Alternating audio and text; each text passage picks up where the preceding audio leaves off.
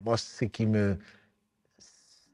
que tu viens de dire, je pense que c'est tout le sens du titre que vous avez choisi, la prière, l'esprit et la lettre. Malheureusement, on est très administratif. Et je priais. Oui, tu as prié? Oui, j'ai prié. Mais est-ce que tu as vraiment prié? Voilà. Parce que cet honneur, Allah l'accorde aux gens qu'il a aimés. Moi, j'ai vu des gens qui sont restés toute la journée assis à ne rien faire et ne pas pouvoir se lever pour faire la prière. Parce qu'Allah n'a pas voulu les rencontrer. Totalement. Donc, c'est vraiment la rencontre d'Allah.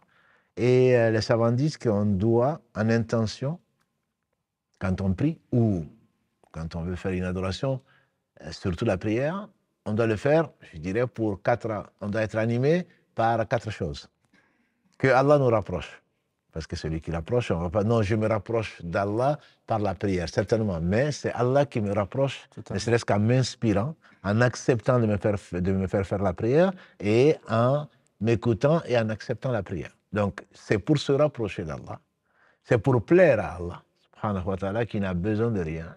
Parce que pour qu'Allah nous rapproche, il faut qu'on cherche à plaire à Allah. Et ça, c'est ce que les meilleurs d'entre nous cherchent. Et un meilleur que moi, en tout cas, a dit que certaines personnes quittent ce bas monde sans avoir goûté à à la meilleure des choses de cette vie. Ils ont dit, c'est quoi? Il dit, c'est le fait d'aimer Allah, de se rapprocher d'Allah et chercher sa satisfaction. Et ça, je me rends compte que beaucoup d'entre nous, y compris moi en tout cas, ne réalisent pas vraiment l'importance de ça. Donc, quand on se rapproche d'Allah, c'est parce qu'on aime Allah.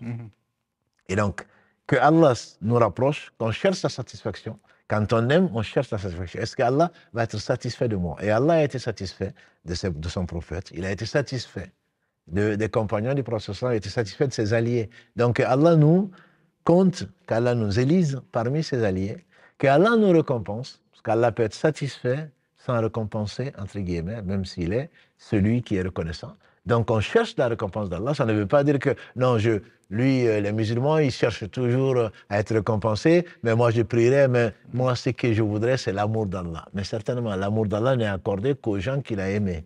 Totalement. Ça, je pense que les deux sont liés, qu'Allah nous récompense et que par là, Allah nous épargne également, la 4e chose, son châtiment. Qu'Allah ne soit pas courroucé contre nous. Or, celui qui ne prie pas, ou celui qui fait sa prière administrativement, ou qui recherche que la récompense, entre guillemets, administrative, il risque de ne pas échapper au châtiment. Parce qu'Ibn Qayyim, rahmahullah, il dit qu'il y a 4 types de prières. 4 types de prières. Celui qui vient, qui fait la prière, qui ne donne pas à la prière, c'est pour cela que, barakallahu fikum, le programme qui nous attend, Inch'Allah, c'est vraiment pouvoir faire la prière comme le prophète nous l'a enseigné. Et bon, on a tous vu nos grands-parents, enfin tous, en tout cas ceux qui ne sont pas reconvertis ont vu leurs parents et leurs grands-parents en train de prier, donc on les imite. Mais est-ce que la prière n'est pas rejetée? Les conditions, les obligations, etc., qu'on verra, Inch'Allah, plus tard. Et donc, il y a des gens qui seront châtiés, seront jugés parce qu'ils n'ont pas rempli les conditions administratives, la lettre de la prière. Et il y a des gens qui l'ont fait et qui ne sont pas du tout, n'ont pas cherché l'essentiel, parce que l'essentiel de la prière, c'est le khushu'. Voilà. C'est la concentration, je dirais, c'est la présence. Quand on n'est pas présent, alors on n'aura pas gagné quoi que ce soit de sa prière, comme l'a dit le prophète. Chacun d'entre vous aura de sa prière la moitié, il a dit jusqu'au 10e, et on peut aller même jusqu'à 0. Voilà, donc il y a celui-là, et il y a celui qui a fait l'effort, bien qu'il ait été perturbé par son Satan, il a fait l'effort, celui-là, certainement il sera récompensé, il ne sera pas châtié. Et à celui dont la prunelle des yeux est la prière, ça c'est le prophète alayhi salam, les prophètes et les gens que Allah élit, alhamdoulilah, la prière devient pour eux une joie, la prière une saveur. Donc si vous y arrivez, priez pour nous. Voilà. Donc c'est cet esprit d'aller vers Allah, ça doit nous animer, et Satan nous le fait oublier, quand surtout la prière, et dans n'importe quelle œuvre, quand on adore Allah, quand on est conscient, l'intention est la chose la plus importante. Je veux faire la prière, pourquoi? Je veux que par la prière, parce que Allah a aimé la prière, Allah l'a ordonné pour sa satisfaction, parce que Allah a aimé. Cela suffit comme raison pour faire la prière. Allah l'a ordonné, c'est ainsi. Ensuite, par la prière, Allah donne tous les mérites qu'on a dit et bien d'autres.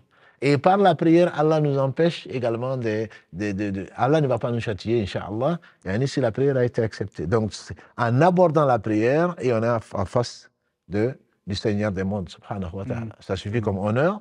Et donc, c'est dans cet esprit qu'il faut aborder la prière plutôt que de l'aborder de façon administrative, comme beaucoup d'entre nous le font. Et quand tu parles d'honneur, un hadith du prophète, c'est effectivement Salatul Layl, c'est la prière de la nuit étant la noblesse ou l'honneur du croyant.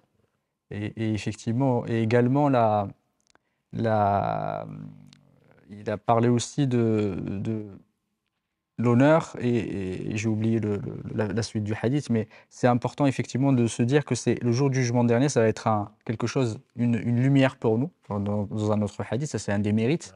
Il a dit le prophète, la lumière est un argument pour nous aussi. Et c'est important de se dire qu'il y a des bienfaits effectivement sur cette terre, mais il y a des bienfaits dans l'au-delà, comme a dit le prophète. Les deux sont liés. Allah subhanahu wa ta'ala est si généreux qu'il nous oblige à faire des choses ici pour que ça nous profite dans l'au-delà. Et effectivement, celui qui a fait la prière, ce sera une lumière pour lui, ce sera un argument pour lui. Totalement. Et la prière sera une preuve pour lui. Exactement. Et la prière, même déjà dans la tombe, il y a des hadiths authentiques où la prière, quand Nakir et Munkar, qu'Allah les bénisse, quand ils vont poser la question, quand ils vont venir du côté droit, la prière va dire non. Ce n'est pas de ce côté. Ensuite, c'est le jeûne. Ensuite, c'est la sadaqa. De tous les côtés, on sera protégé donc dans la tombe. Déjà par la prière. Et par la prière et par les actes que Allah nous a ordonnés, parce qu'on a suivi effectivement ce que Allah subhanahu wa ta'ala nous a ordonné.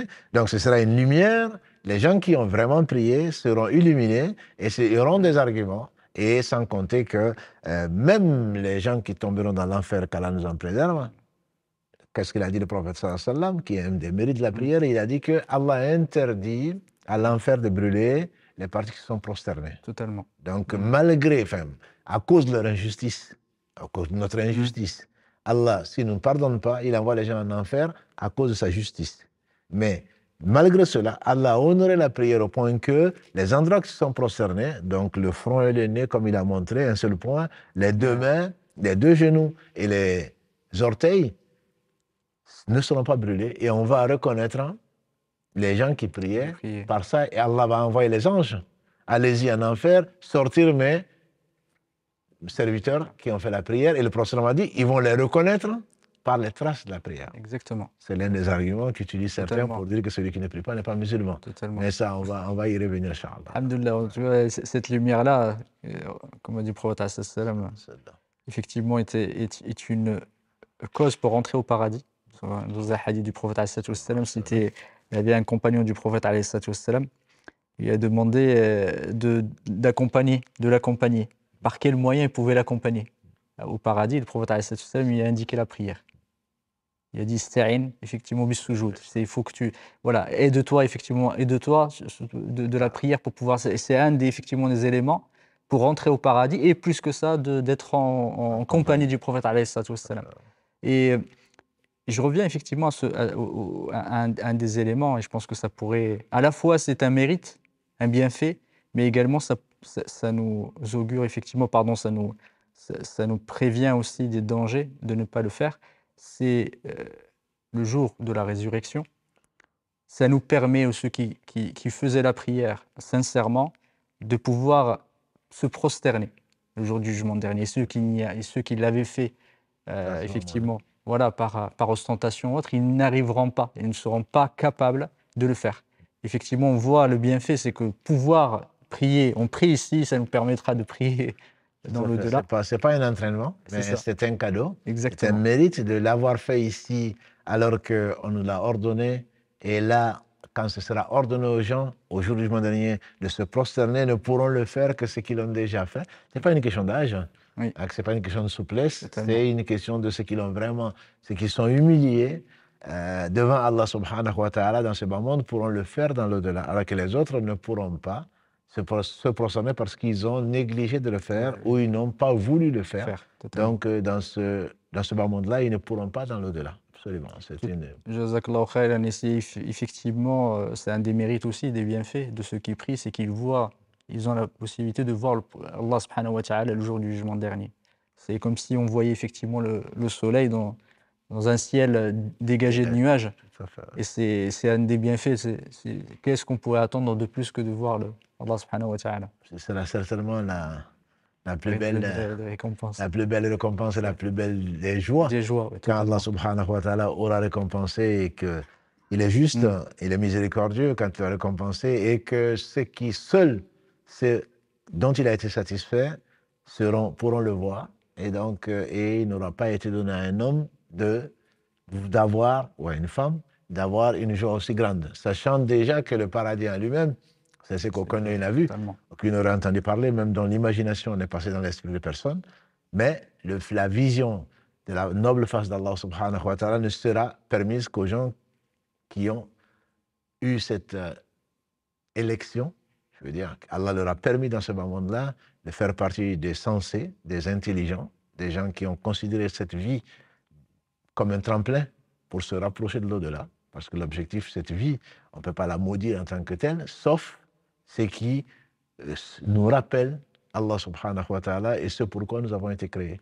Et donc, si on a été tellement absorbé par ce bas monde qu'on ne s'est pas rappelé le droit d'Allah subhanahu wa ta'ala qui est de l'adorer dans ce bas monde sans rien lui associer, certainement que ce sera un jour triste pour beaucoup.